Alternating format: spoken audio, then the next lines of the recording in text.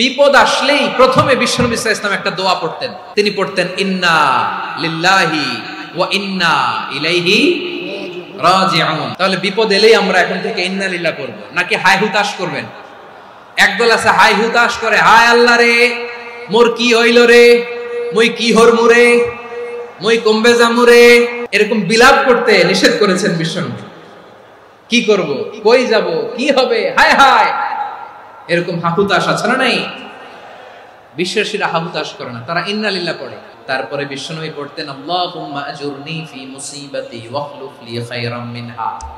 একসাথে প্রথমে পড়তেন ইন্না লিল্লাহি ওয়া ইন্না ইলাইহি রাজিউন, তারপর পরে পড়তেন আল্লাহুম্মা আজুরনি ফি মুসিবাতি ওয়াখলুফ লি খায়রাম মিনহা, মানে আল্লাহ এই যে আমি বিপদে ধৈর্য ধারণ করলাম এটার সব তুমি আমারে দাও, আর যেটা হারালাম এর চেয়ে ভালো কিছু দিয়ে মেকআপ করে দিও, ভালো কিছু দিয়ে বদল করে দিও। সুবহানাল্লাহ পড়েন।